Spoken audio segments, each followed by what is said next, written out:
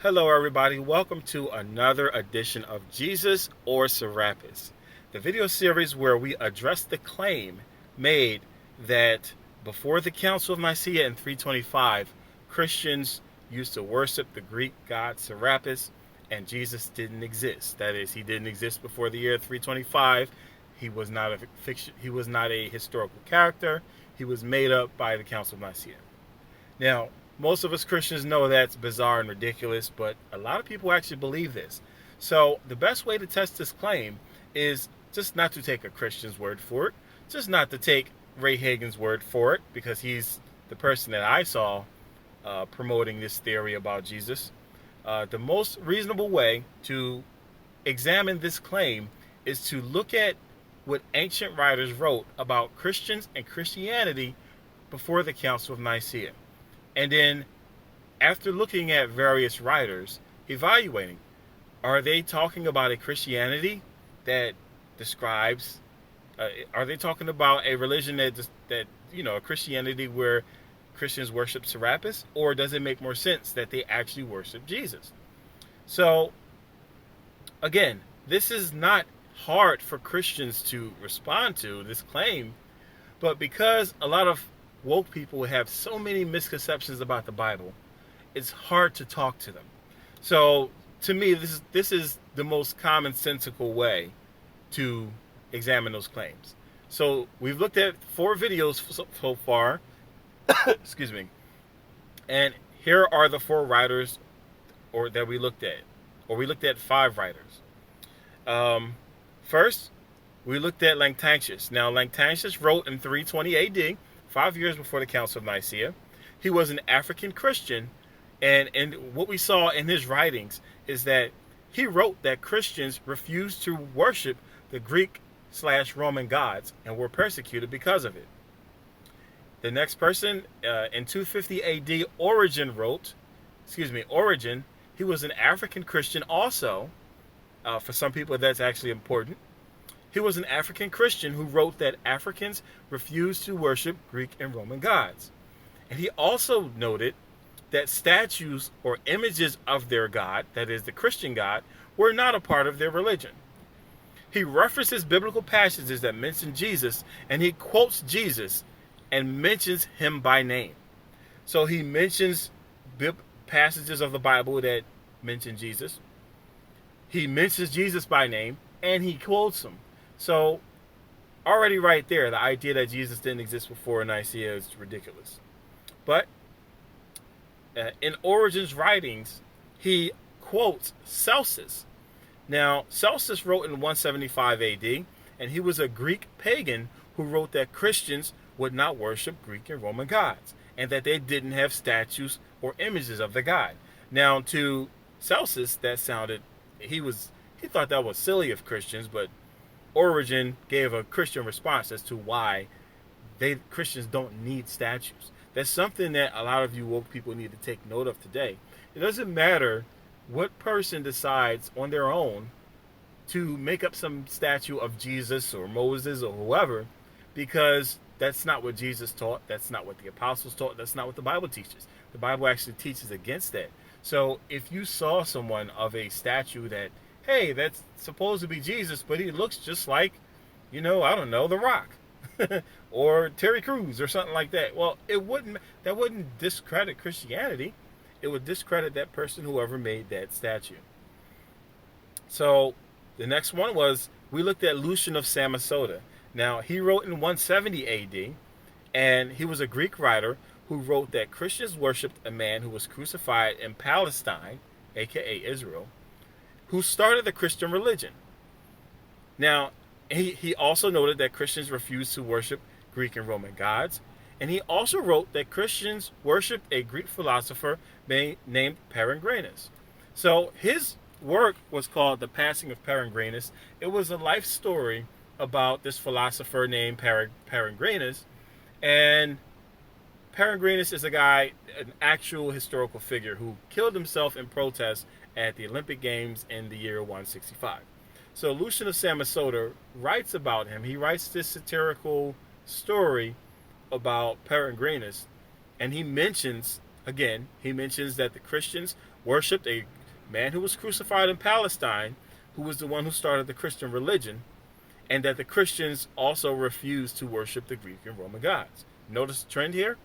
Now, he also wrote that Christians worshipped a Greek philosopher named Peregrinus. So here's the first accusation so far in our series of Christians worshiping someone that was not Jesus. In this case, this guy claims that they were worshiping him. They were worshiping this guy alongside Jesus. Now, because it's considered a satirical writing by historians, we don't know if the Christians, we don't know if he was saying that they literally worship this guy or if he's using hyperbole. But for the sake of argument, let's say that this guy was actually testifying that these Christians literally worship Peregrinus, right? We're gonna go with that. And the last video was of the Moratorian canon. It is dated to the year 180 AD, and it is a list of documents that the church accepted as scripture. So it was a letter from one church leader to another. We don't know who wrote it, but they have historians, and not just Christians, by the way, historians have dated this document to the year 180 AD. It mentions almost every New Testament book and considers, excuse this typo, and considers them historical documents. So now, if you look from the top of the page here, we're kind of working back in time from the Council of Nicaea. Oh, we're working back in time from the Council of Nicaea. We started in 320, we went to 250, we went to 175, and then 170, and then I forgot the Moratorian canon, so I added that in there later.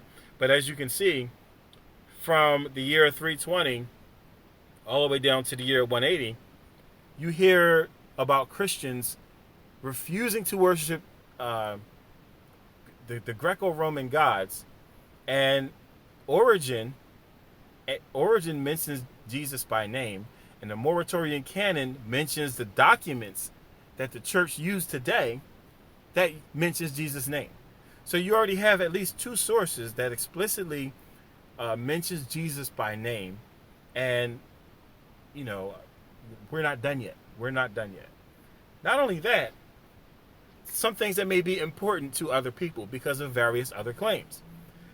We have two African writers before Nicaea saying that Christians did not worship pagan gods.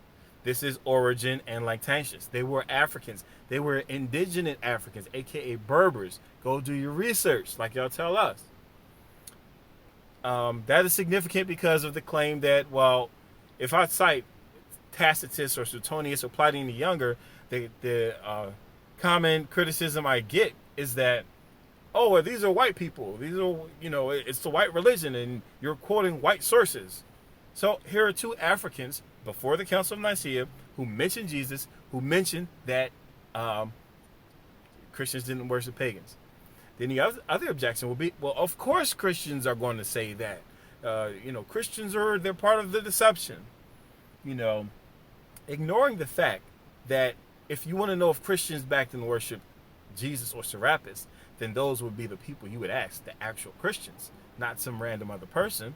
But for the sake of argument, we're not going to just go by the word of the two Christians. We got two sources here who are atheists. We got two Greek writers before Nicaea saying that the Christians did not worship pagan gods. Serapis was a pagan god. One mentions that Christians worship a crucified man from Israel, aka Palestine. So not only do you have the Africans saying that the Christians didn't worship pagan gods, you have the Europeans saying that the Christians didn't worship pagan gods. You have the Christians saying you didn't worship pagan gods. You have the non-Christians saying that you didn't worship pagan gods. And then, since the New Testament is quoted before Nicaea in the Moratorian canon, the biblical writers wrote about Jesus, and they said that the Jesus worshiped Christians and not pagan gods. Now, here are all the people so far. We're not done yet. Here are all the people so far, just from this study, and I skipped over some people, who wrote about Jesus before Nicaea. You have Lactantius, you have Origen, you have Celsus, you have Lucian, you have the writer of the Moratorian canon. And since, again, y'all don't like the Bible, but since the Bible is quoted by at least two of these sources here, by Origen and by the writer of the Muratorian Canon. Therefore, the Bible was written before the Council of Nicaea. And it was written at least as early as the year 180, based off what we saw in this series. Again, we're not done, and I'm going to show you how it even goes back further. And since the New Testament writers wrote about Jesus and they were quoted before the Council of Nicaea, I'm repeating myself for a reason. That means that Matthew, Mark, Luke, John, Peter, Jude, James, and Paul, all biblical writers who wrote about Jesus, should be added to this. Now, a lot of people want to discredit the Bible. They want to make claims, oh, it's from the white man, it's from the 1600s because of the letter J. By the way, I made a video about the letter J and how silly that argument is. You should check it out. The Council of Nicaea, Jesus didn't exist before the Council of Nicaea. That's what this series is all about. Now, why am I making this update video? This is to give you some context. So we have, 13 writers right here that either mention Jesus. Now, all of the biblical writers on the right, they all mention Jesus, obviously. And then two of the guys on the left mention Jesus. And all of these, every single person on this screen has written before the Council of Nicaea that Christians refuse to worship Greco-Roman gods. So before we're even done this series, we're not even done. You can see that if you look at what the actual people who lived during those times, what they said about Christianity is that the most notable mark of a Christian is that they wouldn't worship another god. So this idea that the Christians before the Council of Nicaea worshipped another god should be laughed at. And this is why it's so silly when someone argues with me about Serapis and Ptolemy III and Serapis and tells me I need to do my research and stop being brainwashed. I got my receipts right here. And like I said, we're not done. We're going to look at some more. Now, this is going to get interesting because the very next video that I'm going to do in this series is actually going to be an ancient document that will say that Christians worship Serapis. So, and that document is the primary one. It's the only one I've seen. It's the only document that woke folk will cite in terms of like a historical count about Christians and how they worshipped. And as you can see from here, it is ludicrous to just go by one document and to ignore 13 other writers and go by, but you'll listen to the one document. So we're going to examine that document in the next video. And by the way, I should point out the idea that, well, if it's a white author, then it should be, I'm going to discredit this person that talks about Jesus because they were white or whatever. You have a mixture here. You have Christians, you have non-Christians, you have Africans, you have Europeans. Like, you have no excuse at this point. And wait till you see how it turns out when we look over the document that claims that Christians worship Serapis. This video right here is to give you context for the one document that does say that Christians worship Serapis. After this video, you'll have a much better idea of how you should view that document and where it stands in comparison to the wealth of literature that was written about Jesus or about Christians before the Council of Nicaea. Jesus or Serapis, if you haven't made up your mind yet, then you're just in sin. I'm just going to say that. But if you haven't made up your mind yet, stick around for the next video where we address the one document that Ray Hagins or Walter Williams or anyone else will bring up. They won't mention none of these. I can guarantee you, all of the critics that come on my page and bash Christianity, I guarantee you've never heard of any of these people on the left.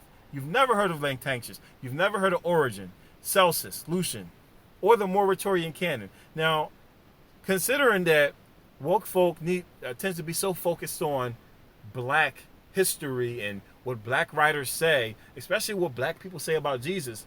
You would think that these woke folk would know all about Lactantius and Origin. They're not secret. Like, again, nothing that I've read so far in this series is I haven't read any secret documents or something hidden away in a vault where no one ever knew about. This stuff is known. Christians have known about these documents for over 1,000 years.